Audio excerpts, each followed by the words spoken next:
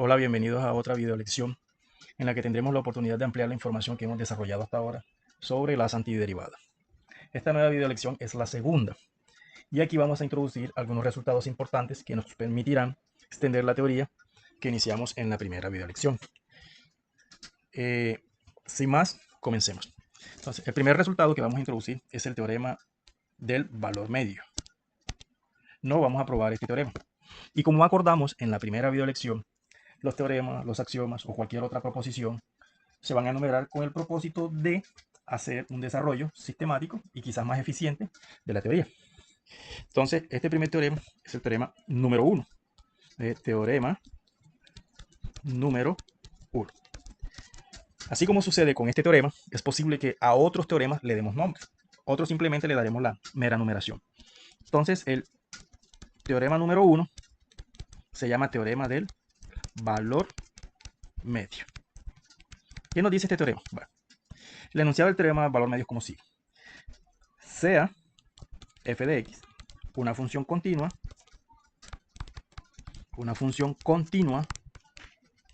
en un intervalo cerrado a, b y diferenciable en el intervalo abierto a, b. Entonces existe al menos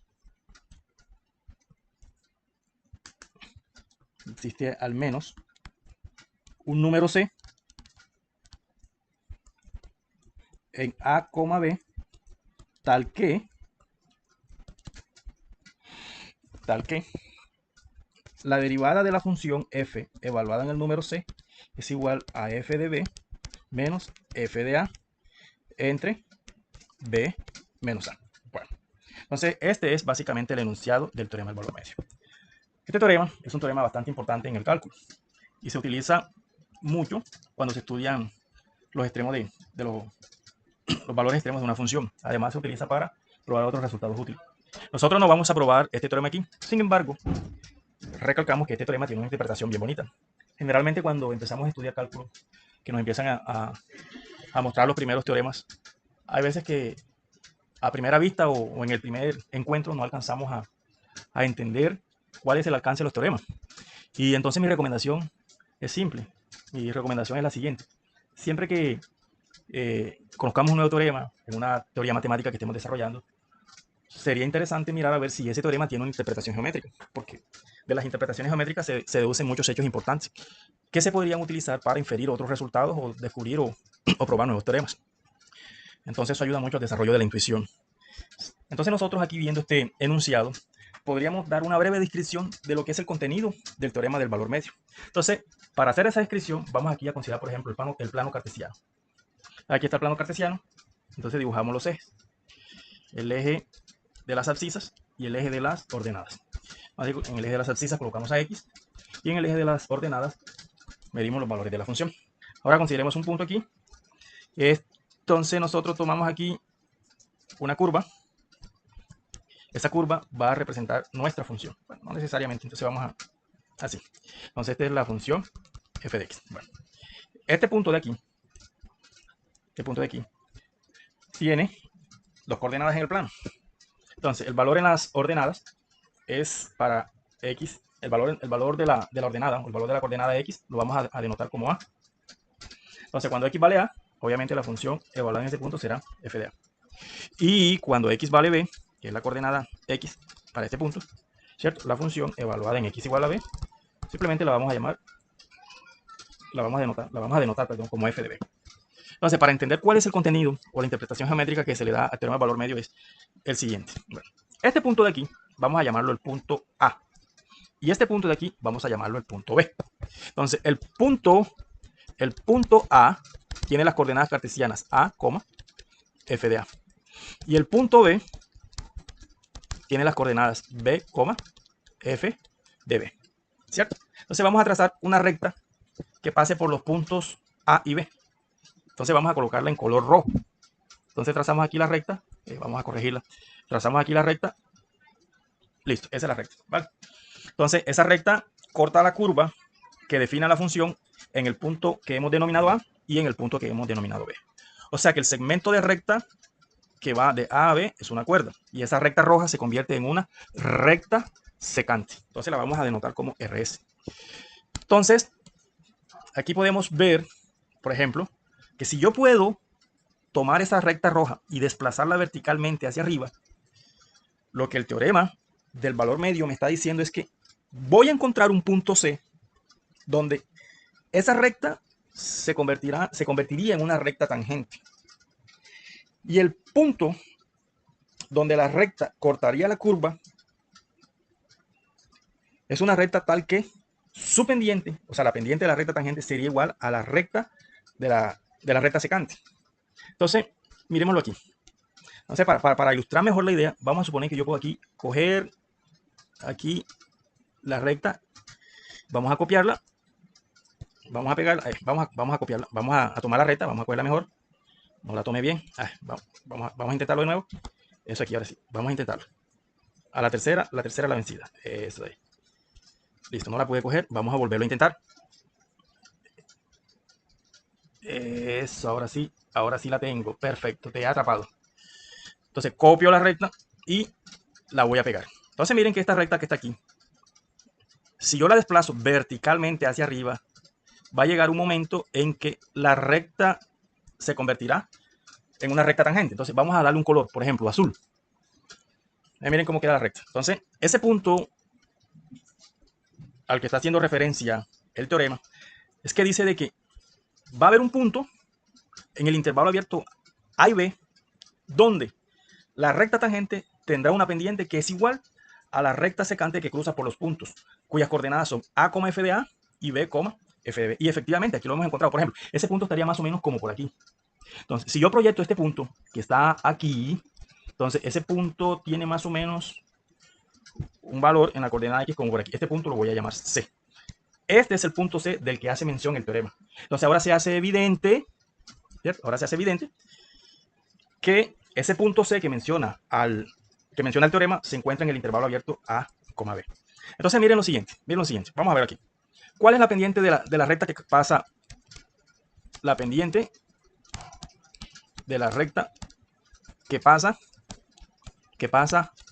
por A y B. Es fácil de verlo, ¿no? Entonces aplicamos la definición de pendiente. Entonces, tomamos como punto inicial el punto A, como punto final el punto B. Entonces será la coordenada de la ordenada del segundo punto menos el valor de la coordenada ordenada del primer punto entre la diferencia de los valores de las abscisas del segundo y primer punto. ¿Okay? Entonces, esta sería la pendiente. Esta sería la pendiente de la recta secante. Ahora, pendiente de la recta tangente. Esta sería la recta tangente. O sea, ahí se ve, miren. La recta azul es una recta que es paralela. Miren que nosotros hemos obtenido la recta azul simplemente desplazando verticalmente hacia arriba la recta roja. A medida que nos fuimos desplazando, nos íbamos dando cuenta de que va a haber un momento en que la recta que hemos desplazado solo va a tocar a la curva en un punto. Ese punto en el que la recta corta a la curva, cuando se proyecta sobre el eje X, el X tendrá un valor tal que nosotros lo hemos llamado C. Y ese C es justamente el valor del que hace mención el teorema. Entonces nosotros estamos viendo ahí de forma intuitiva que la pendiente de la recta tangente es igual a la pendiente de la recta secante que pasa por los puntos considerados A y B, donde se supone que se está considerando la función. Miren que aquí en el enunciado se dice de que la función es continua en el intervalo cerrado AB. Y en ese intervalo nosotros vamos a encontrar ese punto. Entonces aquí la pendiente de la recta tangente. La pendiente de la recta tangente en X igual a C. ¿Cierto? Entonces aquí es fácil verlo, miren. La pendiente obviamente va a estar dada por la derivada.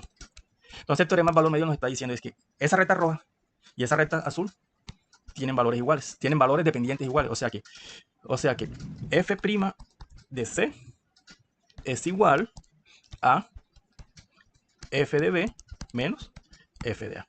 Y esa es básicamente la interpretación geométrica que se obtiene para el teorema del valor medio. Entonces, aquí fácilmente vemos de que este teorema es bastante intuitivo. Listo. Entonces, ese sería nuestro.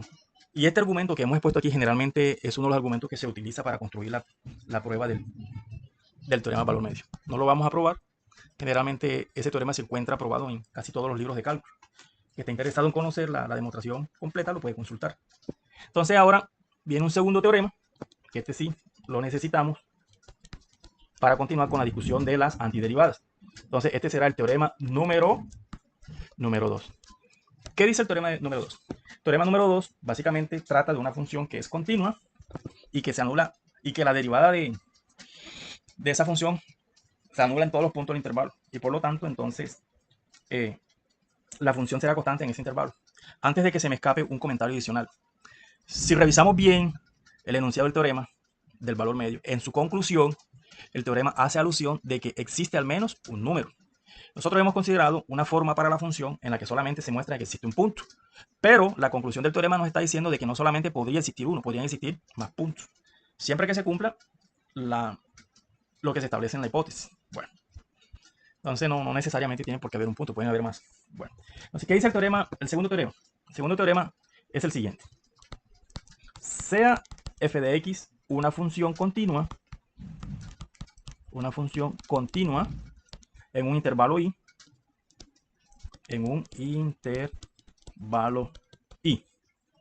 tal que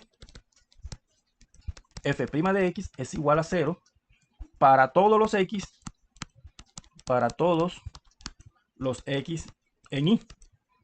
Entonces f de x es constante en i. Este teorema sí lo vamos a probar. Y la prueba hace uso del teorema del valor medio. Entonces, para hacer la prueba del teorema, vamos a hacer lo siguiente. Este teorema lo que básicamente nos está afirmando es que si la función f es continua en un intervalo y la derivada de ella se anula en todos los puntos del intervalo, entonces lo que nos está diciendo este teorema es que esa función es constante, en ese intervalo. Entonces, para hacer la demostración, vamos a empezar suponiendo lo contrario a lo que se establece en la conclusión del teorema. Entonces, para probar el teorema, para probar este teorema, ¿cierto? Supongamos lo contrario a lo establecido en la conclusión. ¿Qué quiero decir con esto? Entonces, vamos a suponer, lo que estoy diciendo con esto es que vamos a suponer que f de x no es constante en el intervalo i. No es constante en i, ¿cierto? Entonces, por lo tanto, yo puedo tomar dos números que estén en i, ¿cierto? Por lo tanto, podemos tomar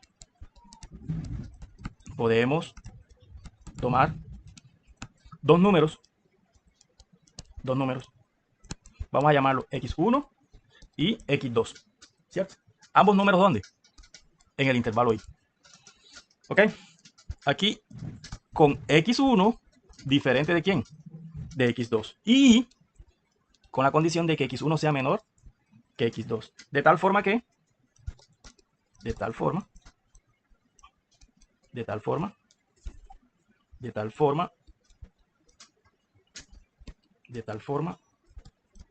que cuando yo evalúe f en x1 sea diferente de f evaluado ¿dónde? En x2. ¿Vale? Listo. Entonces, ahora, hay otra cosa que también es importante. Me voy a la hipótesis del teorema. El teorema me dice, en su hipótesis, de que la función, además de ser continua en i, también su derivada se anula en todos los puntos de i. Entonces, ¿qué debo tener en cuenta? Entonces, también, coma, por hipótesis,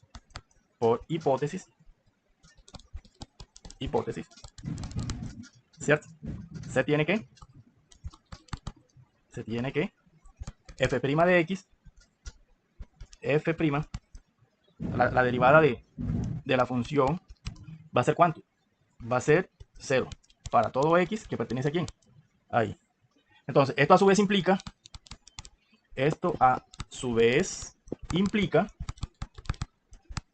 que f' de x es igual a 0 también para todo x que pertenezca al intervalo x1, x2. Y es obvio, es natural esperar esto porque x1, x2 está contenido ¿dónde? Está en y, ya que x1 y x2 están ¿dónde? Están en y, ¿vale? Entonces, esto es importante porque esto es lo que me permite a mí utilizar el teorema del valor medio. Entonces de acuerdo con el teorema 1, aquí, teorema número 1, ¿ok? O sea que es el teorema del valor medio, ¿cierto? Entonces, de acuerdo con el teorema número 1, en el intervalo x1, x2, f es continua, ¿cierto? Y por hipótesis, ¿qué sucede? F' de x es igual a 0 para todo x que esté ¿dónde? En x1, x2. O sea que ahí se aplica el teorema. Entonces, debe existir al menos un número C que pertenece a ¿dónde? Un número que pertenece a x1, x2, tal que la derivada de la función evaluada en ese número va a ser igual a ¿quién? A f de x2 menos f de x1 sobre x2 menos x1, ¿cierto? Ahora, ¿cómo?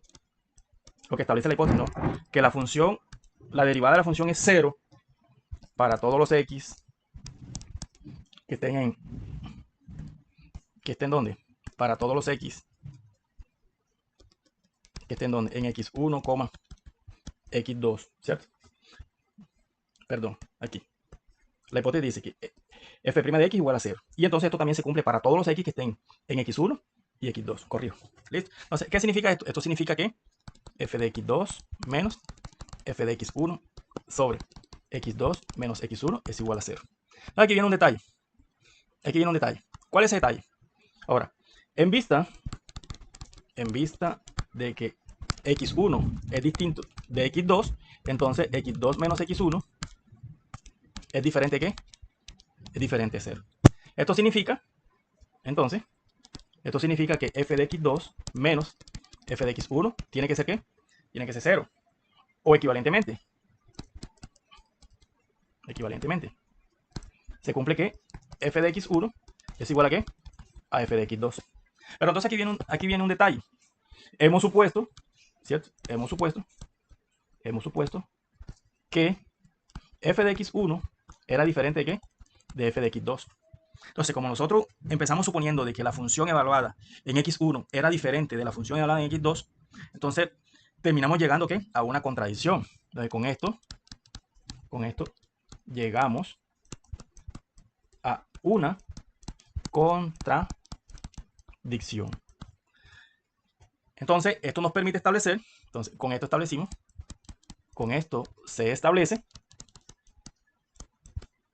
que f es constante en y. Y esto prueba el teorema. Entonces, este sería la prueba del teorema. ¿Okay? Este resultado es importante porque este resultado lo vamos a utilizar para probar un segundo teorema. ¿Por qué? Porque nosotros estamos interesados en probar que cualquier antiderivada que yo tome para la función x en un intervalo siempre estará dada por una función más una constante, donde la constante es una constante que arbitraria. Entonces eso nos lleva a nuestro tercer teorema. Entonces será teorema número ¿qué? Teorema número 3. Tampoco le daremos nombre. Entonces, teorema número 3 se enuncia de la siguiente manera. Si f de x y g de x son dos funciones definidas en un intervalo y tales que la derivada de f es igual a la derivada de g para todos los x de ese intervalo, entonces existe una constante c tal que f de x es igual a g de x más esa constante. ¿Ok? Para todos los x que pertenecen a ¿qué? Que pertenecen ahí. Entonces vamos a hacer la prueba del teorema. Entonces vamos a hacer la prueba.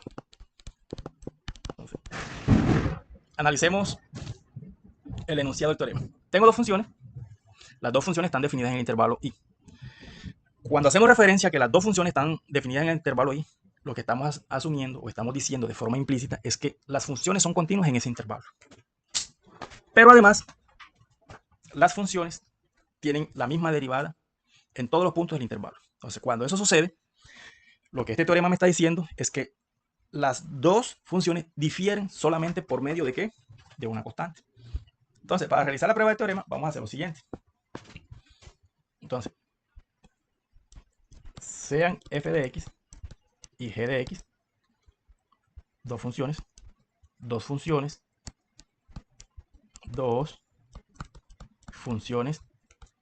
definidas en i, donde i es el intervalo, y sea h de x una función que también está definida en ese intervalo y dada por la diferencia entre f y g. Es decir, que h de x va a ser como, va a ser dado por f de x menos la función g de x. Entonces, si yo tomo la derivada de la función h, entonces la derivada de h de x es, cuando yo tome la derivada de esta función, lo que estoy haciendo es tomar la derivada de la diferencia de f de x menos g de x. Aquí, f de x menos g de x. Y obviamente esto es f' de x menos g' de x. Y obviamente estas derivadas se van a anular y esto me da 0. Esto se da porque así lo establece la hipótesis de ¿qué? Del teorema. Me está diciendo que tanto la función f como la función g tienen la misma derivada en ese intervalo. Entonces llegamos a que, por tanto, para todo x que esté en el intervalo i, la derivada de h de x igual a ¿qué? A 0. Entonces ahora nosotros nos remitimos aquí, ¿a dónde? Al teorema número 2, ¿cierto? Que este fue el objetivo de introducir este teorema, ¿cierto? Para probar el teorema número 3. Entonces miren lo que me dice el teorema número 2, que tengo una función que es continua en el intervalo y que la derivada de esa función se anula en todos los puntos. Efectivamente, eso está pasando con la función h que he definido acá en la prueba del teorema número 3. ¿Ok? Entonces, de acuerdo con el teorema, de acuerdo con el teorema número 2, ¿cierto? De acuerdo con el teorema número 2, de acuerdo con el teorema número 2, existe una constante, ¿cierto? Existe una constante C, ¿cierto? Tal que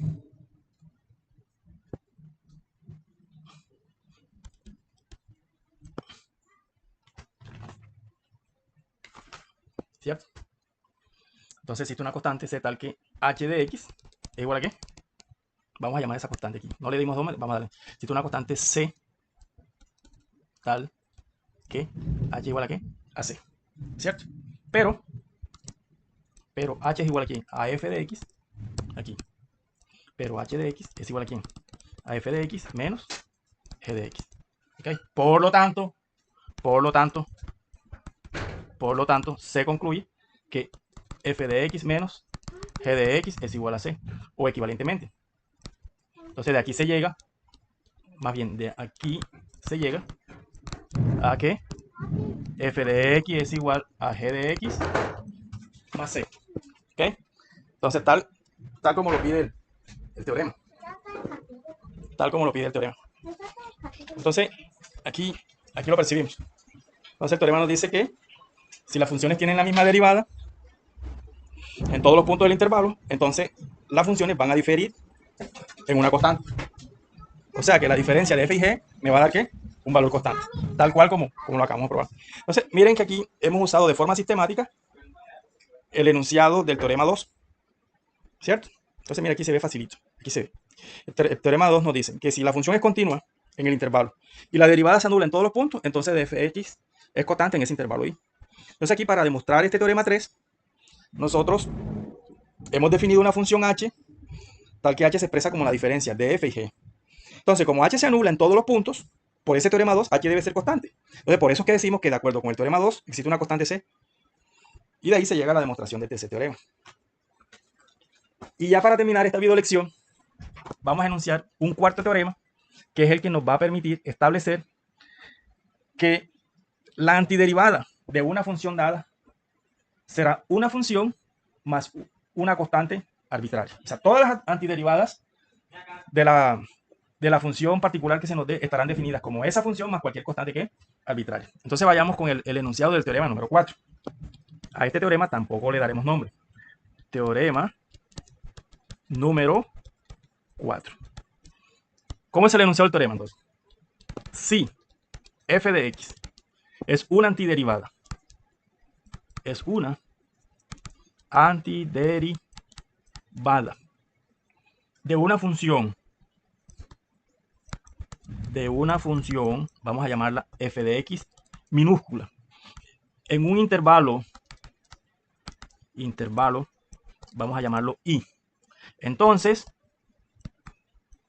cada antiderivada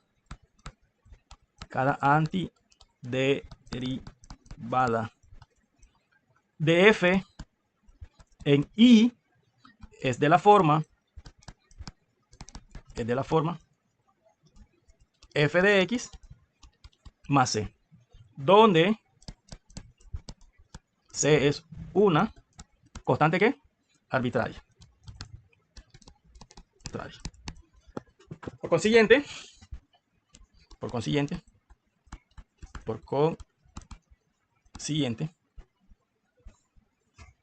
cualquier antiderivada de f,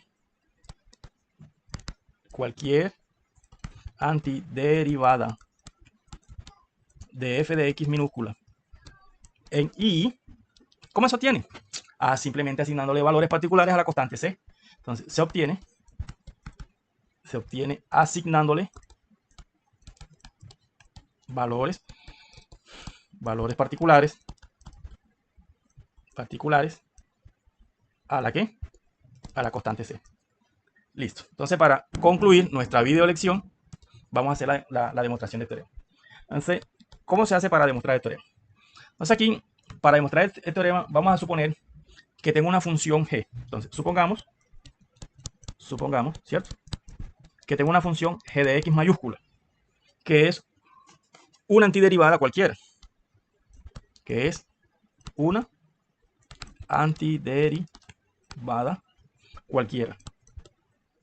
¿De quién? De la función f de x minúscula. ¿En dónde? En el intervalo i, donde está definida la función f minúscula. Entonces, como g de x es antiderivada, por la definición de antiderivada introducida en la primera video lección, ¿se cumple qué? Entonces, se cumple cuando yo tome la derivada de la función g de x mayúscula, ¿qué me debe dar? Me debe dar f de x. ¿Y esto para quién? Para todos los x que están ¿dónde? En i. ¿Quién es i? El intervalo donde está definida la función f minúscula. Entonces, por hipótesis, ¿cierto? La hipótesis del teorema establece que si f es una antiderivada, entonces por hipótesis,